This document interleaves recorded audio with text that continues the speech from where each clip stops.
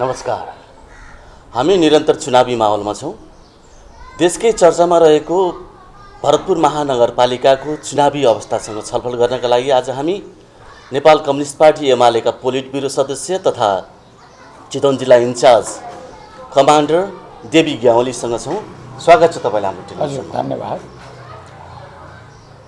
स्वस्फूर्त तरिकाले विजय सुवेदीलाई, कमरेड विजय सुवेदीलाई आफैले स्वयं प्रस्ताव राख्नुभयो मेयरको चाहिँ पदको लागि। अघिल्लो चुनावमा जितेको देवी ग्यावलीले यो चुनावमा देवी ग्यावलीले विजय सुवेदीलाई प्रस्तावमा ल्याउनुभयो। स्वस्फूर्त आयो कुरा। देवी ग्यावली एउटा ठुलो मन भएको राजनीतिज्ञ पनि हो। यदि ठुलो मन हुन्थेन भने यो चुनावमा म एकचोटि भिक्टिम भइसकेको छु, म फेरि पुनः यो चाहिँ चुनावी माहौलमा म मेयर पदको लागि दावेदार पनि हो भन्न सक्नुहुन्थ्यो। त्यो भन्नुभयो हो। मैले नै उहाँलाई प्रस्ताव गरेँ हो विजयजीलाई। किन प्रश्न उठ्छ। पहिलो, म एकपटक मैले जितेकै हो भरतपुर। जनतालाई अपमान गर्न म चाहिनँ। एक। नम्बर 2, म अहिले चितवन जिल्लाको पार्टीको इन्चार्ज हो। मैले भरतपुर मात्र होइन, चितवनका 7वटै पालिकामा एमालेलाई विजयी गराउनुपर्छ। यदि म क्यान्डिडेटमा खडा भएको भए म भरतपुरमा मात्रै केन्द्रित हुनुपर्थ्यो। मेरो दायित्व, मेरो पदीय जिम्मेवारीका हिसाबले मैले यसपटक उम्मेदवारी दिनुभन्दा मेरो एउटा कलिग्स, मेरो साथी, सँगसँगै लागिरहेको योद्धालाई स्थापित गरेर जाँदा नै पार्टी, राष्ट्र र जनताको हित हुन्छ भन्ने मलाई लाग्यो। त्यस हिसाबले मैले उहाँलाई प्रस्ताव गरेको हुँ। व्यक्तिगत चिन्तनभन्दा धेरै माथि रहेर। हजुर, पार्टी, हामी त पार्टीका, राष्ट्रको लागि पार्टी। राष्ट्र रहेन भने पार्टीको काम छैन। देश रहेन भने पार्टीको केही अर्थ रहँदैन। पार्टी रहेन भने व्यक्तिको अर्थ रहँदैन। त्यसैले सबैभन्दा ठुलो राष्ट्रिय ध्येय हो। त्यसपछि त्यो राष्ट्रिय ध्येय लक्ष्य प्राप्त गर्नको लागि साधनको रूपमा पार्टी हो। त्यो साधनमा चढ्ने सत्पात्रहरू क्यान्डिडेट। त्यसभित्रको पात्र जो अहिले भरतपुर महानगरपालिकाको उम्मेदवार हुनुहुन्छ विजय सुवेदी, कस्तो हुनुहुन्छ व्यक्ति तरिका? देवी ग्यावलीको दृष्टिकोणमा र पार्टीको दृष्टिकोणमा विजय सुवेदी कस्तो मान्छे? विजयजी र म समकालीन साथी हो। चितवनको राजनीतिमा हामी, काशीजी र म अलि अगाडि निस्क्यौँ। त्यसको लगत्तै हाम्रो जिम्मेवारी, विद्यार्थी बीचको जिम्मेवारी हामीले उहाँलाई हस्तान्तरण गऱ्यौँ र हामी पार्टीभित्र लाग्यौँ। उहाँ विद्यार्थी काममा केन्द्रित हुनुभयो र त्यसपछि चितवनको राजनीतिमा निरन्तर क्रियाशील हुनुहुन्छ र पार्टीले जे जिम्मेवारी दिएको छ त्यसलाई कुशलतापूर्वक पुरा गर्दै आउनुभएको छ। उदाहरणको लागि हामीले अस्पताल विकास समितिको अध्यक्षमा, भरतपुर अस्पताल विकास समितिको अध्यक्षमा विजयजीलाई पठायौँ। त्यसको उहाँले कुशलतापूर्वक जिम्मेवारी निर्वाह गर्नुभयो।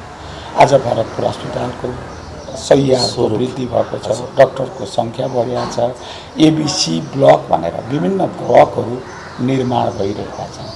यद्यपि भरतपुरको विकास योजना, गुरु योजना, अस्पताल विकास समितिको गुरु योजना दिवंगत नेता नरबहादुर खाँडकै पालामा भएको थियो। तर त्यसलाई अपग्रेड गर्ने, त्यसलाई अगाडि बढाउने, त्यसलाई कार्यान्वयन गर्ने क्रममा विजय सुवेदीले जुन योगदान गर्नुभयो त्यो सबै जिल्लावासी जनताले देख्नुभयो। बिस्तारै विजयजीको उम्मेदवारी सँगसँगै बिस्तारै विजयजीको चाहिँ धेरै कुराहरू खुलासा हुँदै आइरहेको छ। सरस्वती हेर्दाखेरि यो भरतपुर महानगरपालिकाको गुरु योजना, यो चितवन जिल्लाको एउटा चाहिँ गुरु योजना बनाउने व्यक्ति नै विजय सुवेदी हुन् भन्ने कुरा चाहिँ बिस्तारै अहिले बुझ्दै आइरहेको छ। यो पार्टी सहमत छ यो विषयमा? हो नि, हामीले नै खास गरी 62-63 सालको जनआन्दोलनपछि अब हाम्रो राजनीतिक परिवर्तनको कुरा पुरा भयो। अब आर्थिक समृद्धि र राष्ट्र निर्माण, आर्थिक एजेन्डा नै हाम्रो, समृद्धिको एजेन्डा नै हाम्रो प्रमुख एजेन्डा हुनुपर्छ भन्ने कुरा हामीले महसुस गऱ्यौँ र त्यसपछि जिल्लामा सबै राजनीतिक दलहरू विकास निर्माणको योजनामा सबै दलहरूलाई सहभागी बनाउनुपर्छ र त्यो कामलाई अगाडि बढाउनुपर्छ भन्ने हाम्रो निष्कर्ष भयो। त्यो निष्कर्ष अन्तर्गत हामीले विजयजीलाई जिल्ला विकास समितिको समन्वयमा जिल्ला स्तरीय गुरु योजना निर्माण गर्नको लागि हामीले पार्टीको प्रतिनिधिको तर्फबाट उहाँलाई पठायौँ। पठाइसकेपछि त्यहाँ छलफलकै क्रममा सबै दलहरूले विजयजीलाई नै संयोजक तोक्नुभयो। विजयजीलाई संयोजक तोकेर उहाँले जुन गुरु योजनाको प्रारम्भिक रूप सुरुवात गर्नुभयो, यसैले सबै दलहरूले पनि स्वीकार गरेको, चितवनवासीले आत्मसात गरेको र विकास निर्माणको योजना निर्माणकर्ता विजय सुवेदी नै हो भन्ने कुरा सबै मान्छेहरूको बिचमा सबै दलको रूपमा स्वीकार्य व्यक्तित्व विजय सुवेदी हो। र अर्को कुरा तपाईँलाई थाहा छ, गणेश धाम विकासको निम्ति जुन खालको प्लान पहिला चुकेजी हुनुहुन्थ्यो, चुकेजी रहेको के अरे हाम्रो दिनेश चुकेजीले गणेश धामको विकासको निम्ति एउटा सानो प्रारूप ल्याउनु भएको थियो, तर त्यसलाई संशोधन गरेर त्यसलाई बृहत आकार दिएर त्यसको नयाँ रूपरेखा अगाडि लिएर स्रोत साधन प्रदेशको तर्फबाट केन्द्रको तर्फबाट नभएर जनस्तरबाट धान्याचल समेत गरेर त्यो कामलाई अगाडि बढाउने काममा विजय सुवेदी लाग्नु। गणेश स्थानबाट जुन नदी सानो एउटा खोला बग्दै आएको छ, त्यो केरुङसँग गएर राप्तीसँग जोड्ने योजना, त्यो गुरु योजना पनि मास्टर फाइल राम्रो बनेको रहेछ होइन? हो, त्यो विजयजीकै योजना, त्यो उहाँकै योजना रहेछ। योजना त्यति मात्र होइन, यो क्रिकेट रङ्गशाला भनिन्छ, यहाँ बनाउने कुरा भयो। विवादित छ नि एकदम रङ्गशाला? होइन, अहिले विवादित छ। कारण के हो त्यो रङ्गशाला? के हो भने हिजो त्यसको नेतृत्व एउटा भाइले, एउटा क्रिकेट प्रेमी भाइले लिनुभयो, धुर्मुसुन्तले फाउन्डेसनको तर्फबाट। तर उहाँको भावनालाई, उहाँको चाहनालाई, उहाँको हुटुटीलाई हामी सम्मान गर्छौँ, तर यो चाहिँ मुसहरको घर बनाए जस्तो प्रोजेक्ट होइन।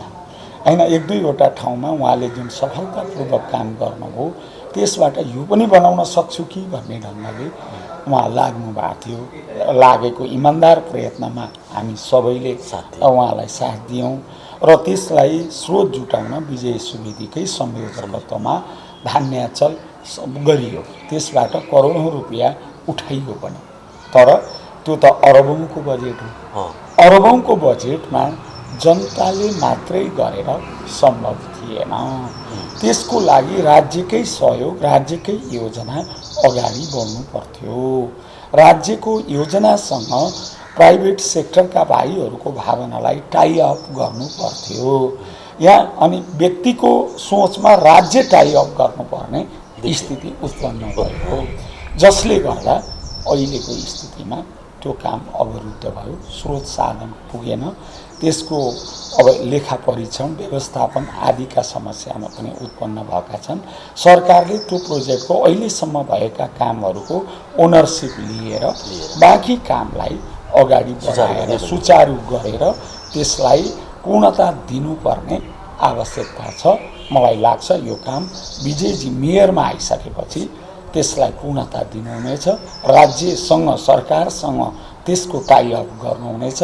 राज्यलाई समेत जोडेर यो कामलाई पूर्णता दिलाउने गरी अगाडि बढेर हजारौँ खेल प्रेमी, क्रिकेट प्रेमी भाइ बहिनीहरूको इच्छालाई पुरा गर्ने काममा अन्तर्राष्ट्रिय स्तरमा चाहिँ चिनाउने काम पहिचान पनि बन्छ लाग्नुहुनेछ। तर एउटा अवरोध छ भन्ने कुरा आएको छ। यो चाहिँ त्यो विश्वविद्यालयको जमिन त्यसरी प्रयोग गर्न पाइँदैन। अब यो अगाडि आइसक्यो। त्यो अब सट्टा भर्न दिने गरी सब्स्टिट्युट अन्त दिने गरी गएको थियो।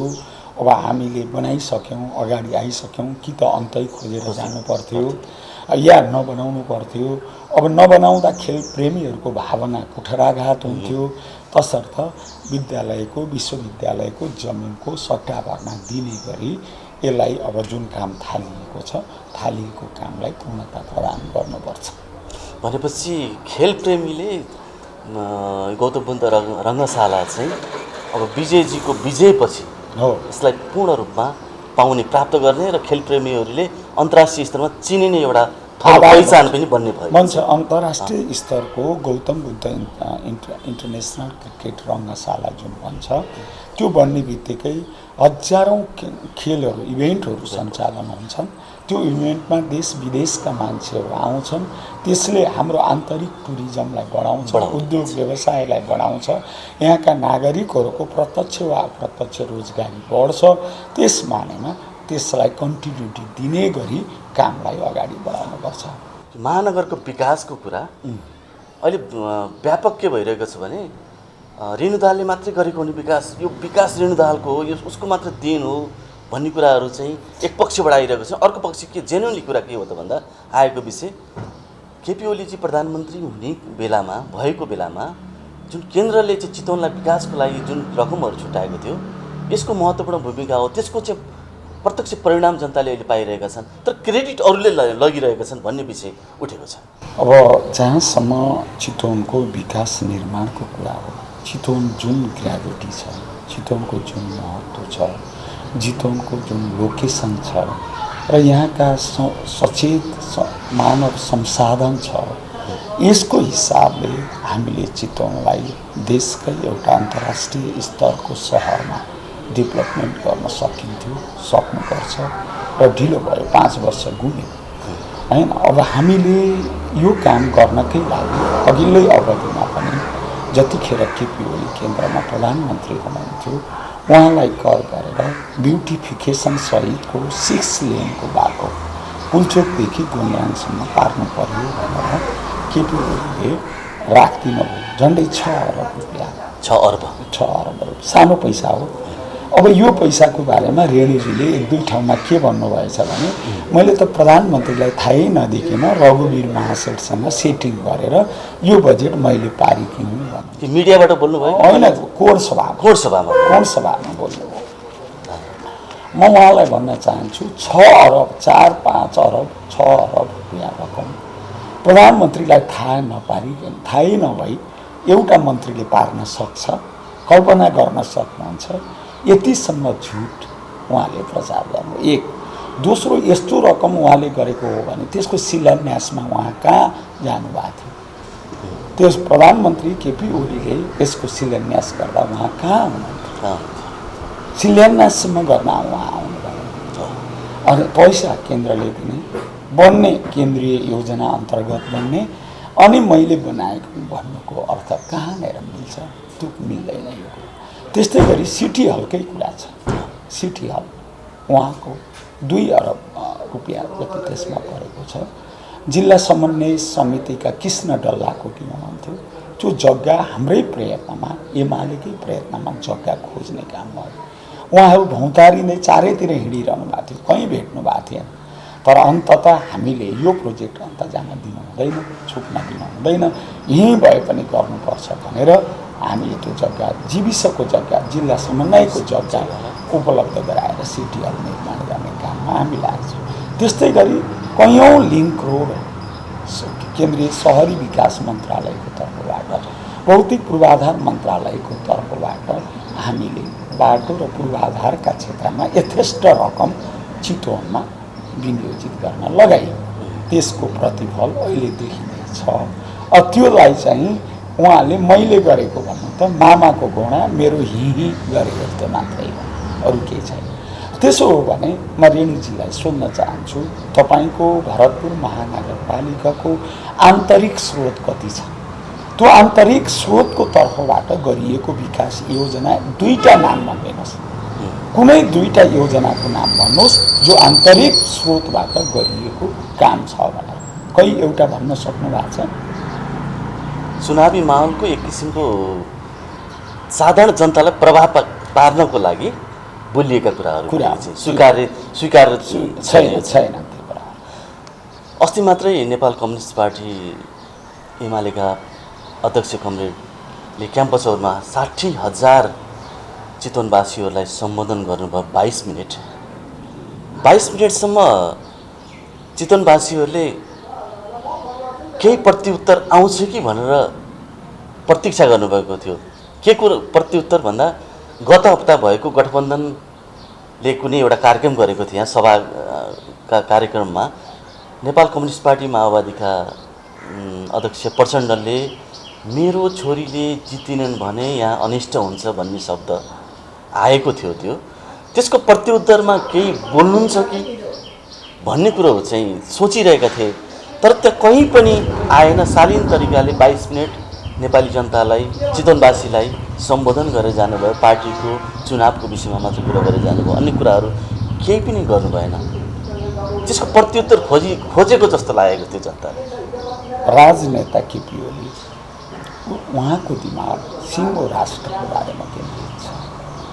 उहाँको यो देशको समृद्धि कसरी बनाउने, राष्ट्रियताको सुदृढीकरण कसरी गर्ने, जनताको जीवन स्तरलाई सुधार कसरी बनाउने र हाम्रो पूर्वीय सभ्यता संस्कृतिको रक्षा र हाम्रो देशको समृद्धि कसरी जोड्ने बाहेक उहाँका अरू कुरामा त्यति धेरै ध्यान केन्द्रित छैन।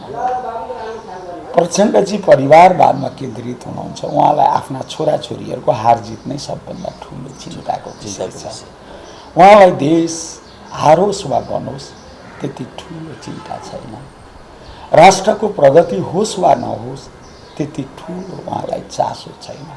उहाँलाई त आफ्नो बुहारीलाई कहाँबाट मन्त्री बनाउन पाइन्छ, आफ्नो छोरीलाई के गरी मेयर बनाउन पाइन्छ, आफ्नो अर्को बुहारीलाई पोखराबाट कसरी उपमेयर ल्याउन सकिन्छ, भूतपूर्व बुहारीलाई नुवाकोटबाट कसरी जिताउन, आफ्नै परिवारमा केन्द्रित भएको नेताका बारेमा राजनेता केपी ओलीले बोल्नुपर्ने आवश्यकता थिएन। नम्बर 1 पहिलो कुरा। नम्बर 2, केपी ओलीले अहिलेको निर्वाचनमा देशको भरतपुरको विकासको निम्ति सम्पूर्ण स्रोत साधन म विजय सुवेदीलाई मद्दत गर्छु। उहाँले स्रोत साधनको विकास रोकिँदैन होइन। विजय सुवेदीले गरेका प्लान, उहाँको सक्रियता, उहाँको क्रियाशीलता, उहाँका योजना अनुरूप भयो भने भरतपुर महानगर बन्छ भन्ने कुरा व्यक्त गरिसक्नु भएको छ। यस अर्थमा उहाँले अरू कुरा सिचुमेरो कुनै एउटाको छोरी हार्दैमा देश सङ्कटमा पर्छ, देश बर्बादमा जान्छ, देश दुर्घटनामा जान्छ। यो त 8औं आश्चर्य हो नि। यस्ता खालका निजात्मक कुरा गर्ने फुर्सद केपी ओलीलाई छैन। गठबन्धन सरकारले भरतपुर महानगरपालिकाको मेयरको उम्मेदवार रेणु दाहाललाई समर्थन गर्दै जाँदा चितवनका काङ्ग्रेसहरूको मन अति नै दुखेको हो। जगन्नाथ पौडेल मेयरको चाहिँ उम्मेदवारी लिएर जनताको बिचमा आउनुभएको छ। उहाँलाई ठुलो अन्याय परेको हो।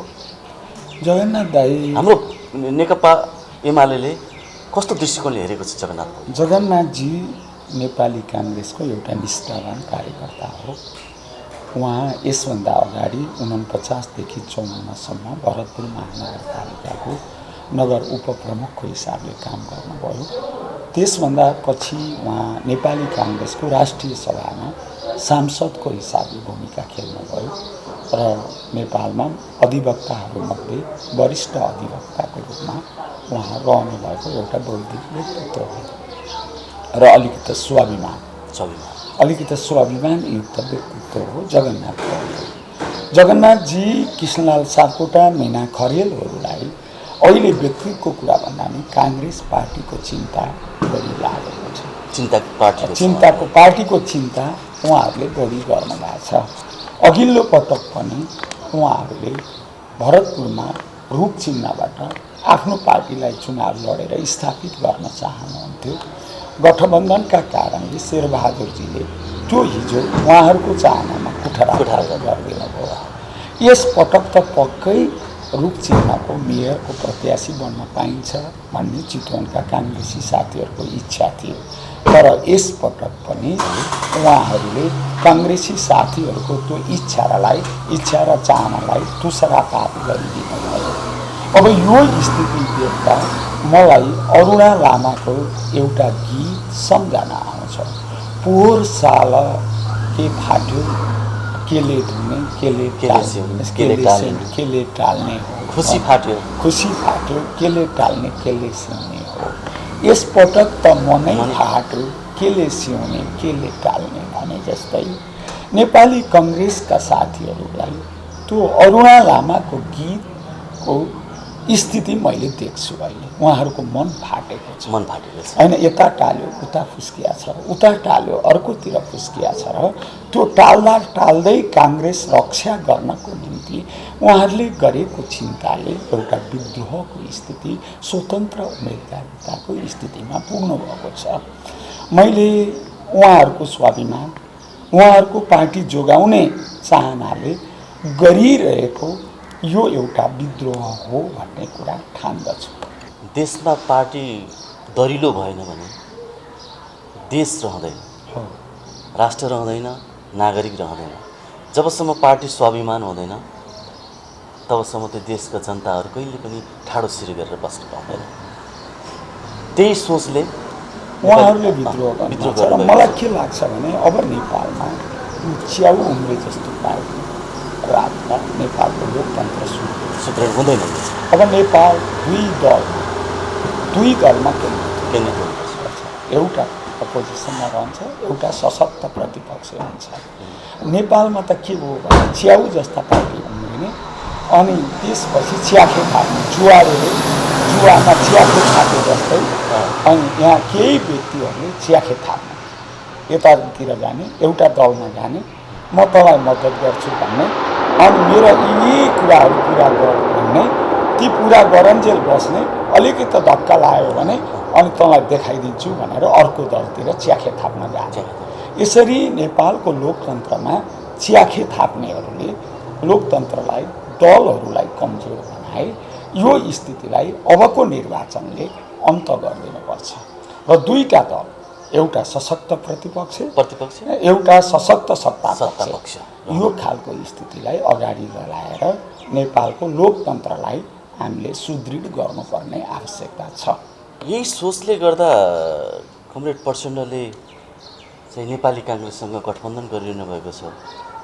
कतै पछि गएर नेकपा माओवादी र काङ्ग्रेस एउटै पार्टी त हुने होइन?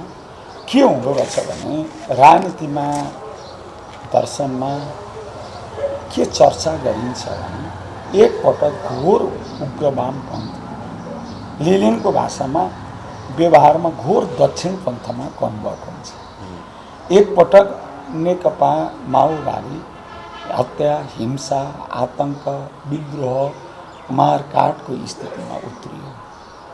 शान्तिपूर्ण प्रक्रियामा आउँदै जाँदा अहिले आफ्नो इच्छा पुरा नहुँदा एमालेको रिसले, केपी ओलीको रिसले आफ्नो चिर प्रतीक्षित, धेरैदेखि निकै लामो समयदेखि प्रतिद्वन्दी ठानिएको कङ्ग्रेससँग गठबन्धन गर्न पुग्नु भएको छ। र त्यति मात्र होइन, अस्तिकै चितवनको सभामा उहाँले व्यक्त गरेको भनाइलाई कोड गर्नुहोस्, म लकिरको फकिर हो, म जबसम्म जोगी बन्छु तबसम्म घन्टी बजाउनेवाला होइन। यसको भनाइको अर्थ के हो? म सधैँभरि कम्युनिस्ट भइरहन्छु भन्ने होइन। म त मेरो कुरा पुरा भयो भने, मेरो छोरीलाई मतदान गरिदिनु भयो भने म खुसी हुनेछु, म सन्तुष्ट हुनेछु र 10, 15, 20 वर्ष म चाहिँ साँठगाँठ गरेर अगाडि बढ्छु भन्नुको अर्थ म काङ्ग्रेस पनि बन्छु भने। त्यसो भने त उहाँले सही निर्णय गर्दै तयारी त राम्रो हो। त्यो एउटा तयारीमा गर्दै गर्दा राम्रै पक्ष हुन्छ। त्यो विजयजी मेयरको उम्मेदवार जनताको बिचमा पनि जेन्युनली पपुलर हुँदै जानुभएको छ। जति जति चुनावको नजिक आयो त्यति उहाँ चाहिँ जनतासँग धेरै नजिक, पहिला त यसै नजिक हुनुहुन्थ्यो, जति जेन्युनली अहिले चाहिँ धेरै नजिक हुँदै जानुभएको छ। प्रतिबद्धता के छ उहाँको? नगरवासीप्रति प्रतिबद्धता के विषयमा राख्नुभएको छ? उहाँले एउटा सपना देख्नु भएको छ, एउटा सपना बाँडिरहनु भएको छ, सपना देख्नु भएको छ र त्यो सपना पुरा गर्ने गरी क्रियाशील हुनुभएको छ। खालि बाँड्ने मात्र काम होइन, त्यसलाई प्राप्त गर्नको लागि उहाँ क्रियाशील हुनुहुन्छ। अन्तर्राष्ट्रिय स्तरको सहर भरतपुरलाई बनाउँछु भन्ने जुन सङ्कल्प छ, यो चाहने चुने कुरा हो, नम्बर 1। दोस्रो, विकासको लागि मानव संसाधन महत्त्वपूर्ण कुरा हो। जापान किन समृद्ध भयो? नाइजेरिया किन समृद्ध हुन सकेन? प्राकृतिक स्रोत साधनको हिसाबले हेर्ने हो भने नाइजेरियामा प्रशस्त मात्रामा प्राकृतिक स्रोत छ। जापानमा त्यसको तुलनामा छैन। जापान किन विकसित भयो? उसले जापानिज नागरिकहरूको जुन मानवीय क्षमता छ त्यो क्षमताको अप्टिमम युटिलाइजेसन गर्यो। त्यस्तै गरी हाम्रो भरतपुर धेरै सचेत, हजारौँ डाक्टर, इन्जिनियर, वकिल, अडिटर, सिएहरू, प्राविधिकहरू, राजनीतिक सचेत कर्मीहरू, कर्मशील नागरिकहरू, उद्यमशील इन्टरप्राइजेसहरूको बस्ती छ, त्यो बसोबास गरेको ठाउँ छ।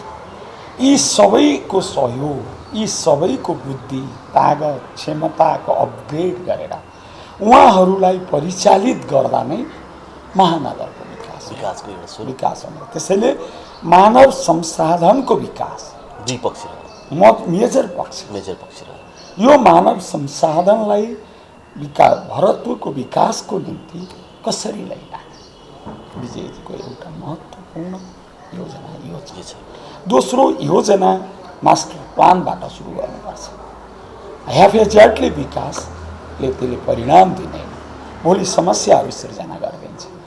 त्योभन्दा अगाडि एउटा प्लान वेमा, मास्टर प्लानका वेमा हामी 10 वर्षमा भरतपुर कहाँ जान्छ, 20 वर्षमा भरतपुर कहाँ पुग्छ, 30 वर्षमा भरतपुर हामी कहाँ पुर्याउँछौँ, एउटा चरणबद्ध श्रृङ्खलाबद्ध प्लानमा हाम्रो भरतपुरलाई अगाडि लैजाने कुरा विजयले सोचिरहेको छ र हाम्रो पार्टीले उहाँलाई त्यही ढङ्गले निर्देशित गरिरहेको छ। शिक्षाको क्षेत्रमा, स्वास्थ्यको क्षेत्रमा, हर क्षेत्रमा मेरो जिज्ञासा युवाहरूको विषयमा होइन, प्रतिबद्धता कहाँ हेर्छ? कस्तो किसिमको भिजन? मानव संसाधनको विकास भन्दा युवाहरूको परिचालन मैले जोड्न खोजेको विषय के हो त भन्दा युवाहरू अहिले चाहिँ एबोर्ड स्टडीको लागि विदेश पढ्न जाने एउटा पक्ष छ भने अर्को पक्ष के भने रोजगारीको लागि बाहिर जाने अत्यधिक मात्रामा। दुईटै कुरा छ। यसलाई रोक्नको लागि यो रोकथाम भनौँ न, यो कसरी रोकिन्छ? यसको लागि किन गए भन्ने दुईटा कुरा। एउटा शिक्षाको वातावरण, उपयुक्त शिक्षा विद्यालयहरू, इन्स्टिट्युटहरू हामी कहाँ सिर्जना हुनु पर्यो, नम्बर 1। नम्बर 2 रोजगारी। त्यसको लागि नागरिकहरूमा इन्टरप्रेन्योरशिप, व्यावसायिकताको विकास गर्नु पर्यो, पुँजीको परिचालन गर्नु पर्यो, इन्भेस्टमेन्ट, राष्ट्रिय इन्भेस्टमेन्ट, वैदेशिक इन्भेस्टमेन्ट दुवै गरेर एउटा लगानी सम्मेलन हामीले महानगरको हिसाबले हाम्रा यहाँको सम्भाव्यतामा के कुरामा लगानी गर्न सकिन्छ त्यो गरेर लगानी सम्मेलन हामीले महानगर स्तरीय गर्नुपर्छ र अनि उद्यमीहरूलाई आकृष्ट गर्नुपर्छ। तपाईहरू यहाँ लगानी गर्नुभयो भने तपाईको उद्योगलाई हामीले यो सब्सिडी दिन्छौँ, तपाईलाई ट्याक्समा यति वर्ष हेर्छौँ, तपाईले रोजगारी यहाँका मान्छेलाई दिनुहोस्, यस स्थितिमा तपाईलाई यो खालको सुविधा ग्यारेन्टी सहित हामीले प्रदान गर्छौँ भन्ने एउटा एस्योरेन्स उद्यमीहरूलाई, लगानीकर्ताहरूलाई हामीले दिनुपर्छ। भनेपछि यसको चाहिँ भिजन एकदम क्लियर छ। त्यसैले त्यसभित्र युवाहरू, कर्मशील युवाहरू, उनीहरू नै हुन् यो जागरुक चेतना जग्ने युवा भनेको कस्तो हो भने त्यो एउटा बाढी पनि, त्यो पानी जसलाई ठिक टर्बाइनमा हाल्नुभयो बिजुली निस्किन्छ, त्यसलाई सिँचाइ कुलोमा लैजानु सिँचाइ दिन्छ, तर त्यसलाई त्यत्तिकै छोडिदिनु भयो भने त्यो विद्रोह र बाढी र खहरे र त्यसले विध्वंस पनि विध्वंस। त्यसैले त्यसलाई ठिक ढङ्गले ट्र्याकमा हिँडाउने काम नेतृत्वले गर्नुपर्छ र युवाहरूको योग्यता, क्षमता र उहाँहरूको भावनालाई सम्बोधन गर्ने गरी म्युनिसिपालिटीले योजनाहरू तय गर्नुपर्छ। मलाई लाग्छ विजयजीले युवाहरूको भावनालाई मुखरित गर्ने गरी ठोस योजना अगाडि ल्याउनुपर्छ। एड्रेस चाहिँ हुन्छ युवाहरू। हुन्छ। म अलिकति राजनीतिमै जान्छु फेरि। नेपाल कम्युनिस्ट पार्टी एमाले र नेपाल कम्युनिस्ट पार्टी माओवादी मर्ज भएर नेपाल कम्युनिस्ट पार्टी बनेको थियो।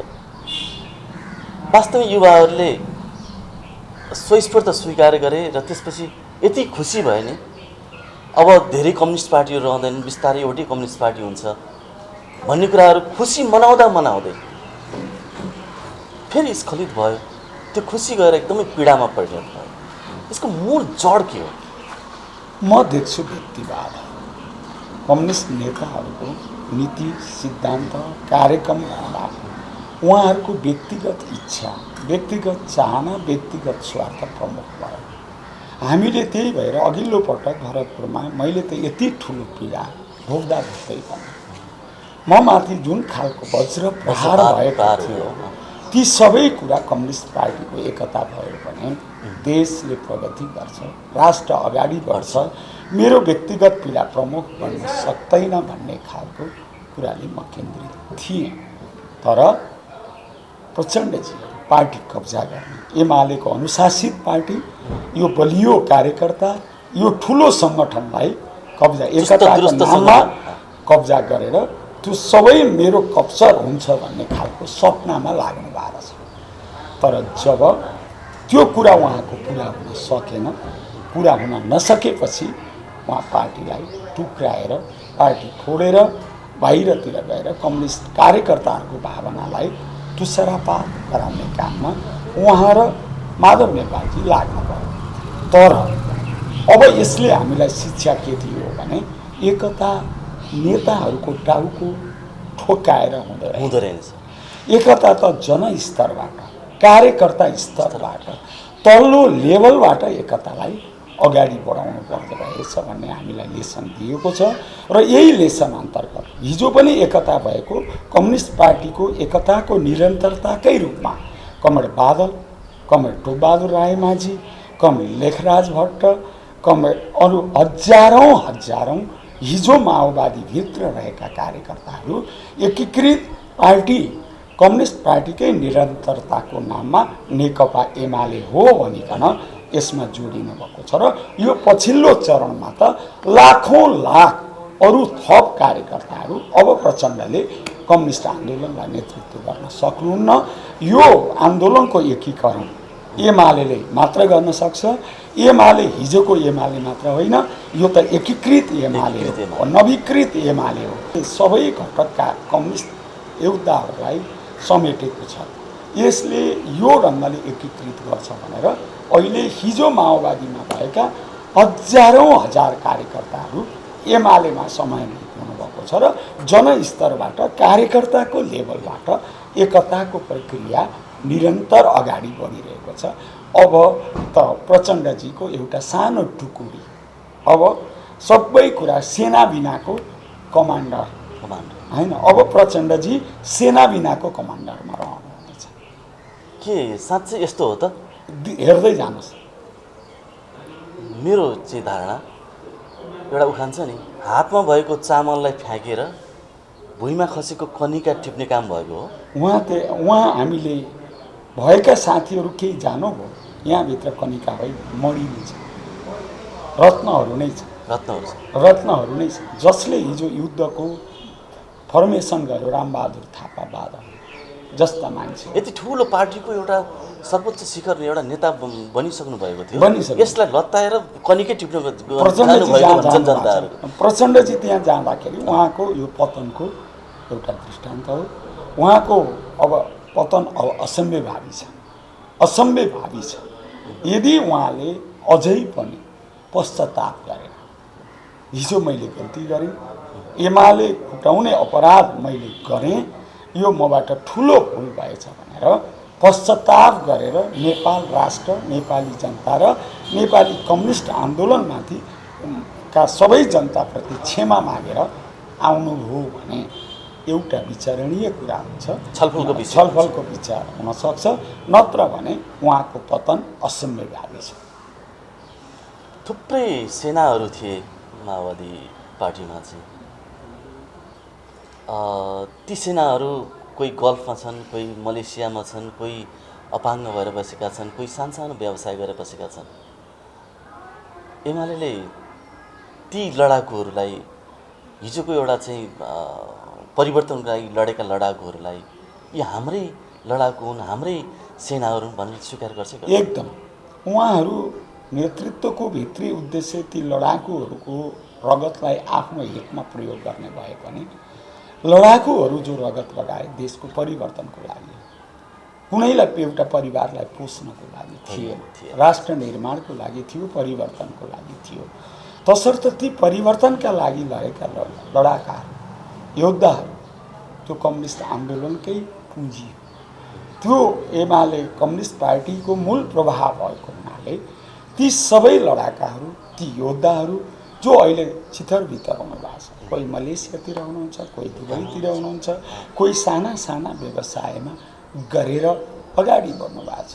र प्रकाश सपुतले अस्तिको भिडियो गीतमा हाले जस्तै विविध खालका व्यवसायमा वा जीविकोपार्जनका निम्ति व्यवस्थापूर्ण क्रूर व्यवसायमा समेत संलग्न हुनु परेको दर्दनाक स्थिति छ। हो, त्यो दर्दनाक स्थितिमा रहेका ती क्याडरहरूको अपनत्व, स्वामित्व, त्यसको अभिभावकत्व एमालेले लिनुपर्छ र उहाँहरूलाई हामीले आफ्नै परिवारको सदस्यको रूपमा व्यवहार गरेर उहाँहरूको गार्जियनसिप पनि एमालेले नै लिनुपर्छ। चुनावी अभियानमा विजयजीले ती सेनाहरूलाई कहीँ कतै सम्बोधन गर्नुभएको छ कि भेट्नु भएको छ, कुराकानी भएको छ, कुराकानी भएको छ, सकारात्मक छ, सकारात्मक छ। अब अन्त्यमा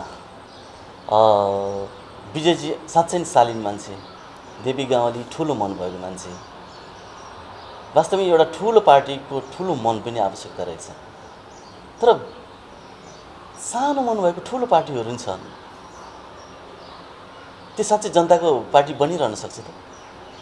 सानो हृदयले, सानो चित्तले ठुलो पार्टी बन्न सकिँदैन। पार्टी जति ठुलो हुन्छ हृदय पनि त्यति नै फराकिलो पर्छ। सबैप्रति समान व्यवहार, माया दिनुपर्छ।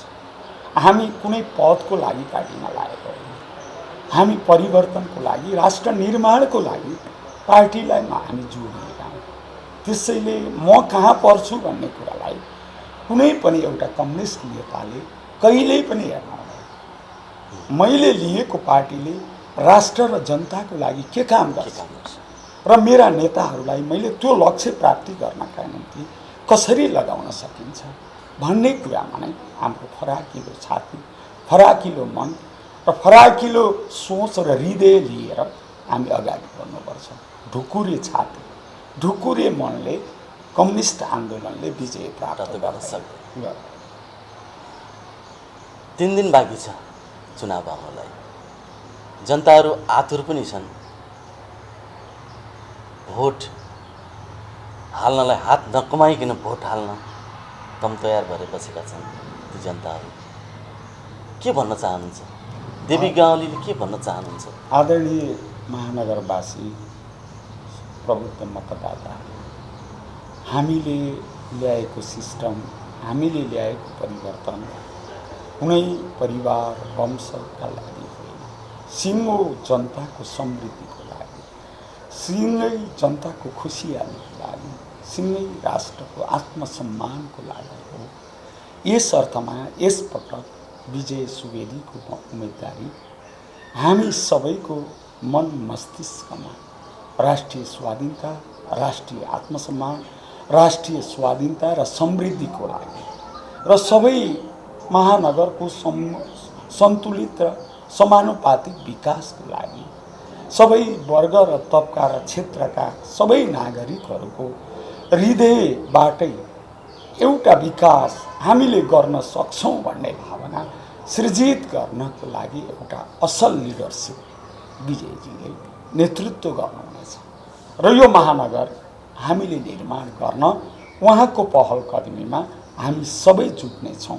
त्यस अर्थमा यो काममा विजय सुवेदीको चिन्ह सूर्य चिन्ह र उहाँका टिमका साथीहरू सबैलाई, उपमेयर, वार्ड अध्यक्षज्यूहरू सबैलाई यो परिवर्तनकारी महायज्ञको टिम लिडरको आह्वान, यो महाराष्ट्र निर्माणको महायज्ञमा यहाँहरू सबैले आफ्नो क्षमता अनुसारको चरु होमन गरौँ। चरैवती चरैवती। राष्ट्रिय प्रजातन्त्र पार्टीसँगको चुनावी तालमेल ले यसलाई विजयको चाहिँ पक्षमा विजयमा पुर्याउने उज्जवल भविष्य छ? राष्ट्रिय प्रजातन्त्र पार्टी चितवनमा पछिल्लो चरणमा विकसित हुँदै आएको एउटा पार्टी हो। अघिल्लो पटकले महानगरमा झन्डै 7,000 जति मत प्राप्त गरेको छ र यसपटक त्यो पार्टीले एमालेलाई घेराबन्दी गरिरहेका छन्। 5 दल घेरा गरेको हुनाले यो घेराबन्दी गर्न यसलाई पनि जोगाउनुपर्छ, किनकि एमाले एउटा राष्ट्रवादी पार्टी हो, देशभक्त पार्टी हो। राष्ट्र र राष्ट्रियताका सवालमा एमालेसँग हाम्रा मुद्दाहरू मिल्छन् भन्ने कुरामा उहाँहरू सहमत हुनुभयो। हामीले पनि हाम्रो विरुद्धको घेराबन्दीमा आउनेहरूलाई हामीसँग हातेमालो गर्न चाहने शक्तिसँग साथ लिएर अगाडि बढ्ने प्रयत्न गरेका छौँ। मलाई आशा एवं विश्वास छ उहाँहरूको सहयोग हाम्रो लागि मद्दतगार नै हुन्छ। यसले एउटा चाहिँ मार्गदर्शन प्रशस्त गर्छ। अन्तिममा जनता साँच्चै एमालेको पक्षमा ओहिरिएको हो त? जस्तै अस्तिको आमसभाले के देखायो भन्दा त्यत्रो ठुलो सोचेका थिएनौँ हामीले मिडियाकर्मीको नाताले, त्यति ठुलो चाहिँ सहभागिता हुन्छ भन्ने सोचेका थिएनौँ। ठुलै मन भएको पार्टी र उसको चाहिँ एउटा दिशानिर्देश क्लियर भएको कारणले गर्दा उपस्थिति भएको हो।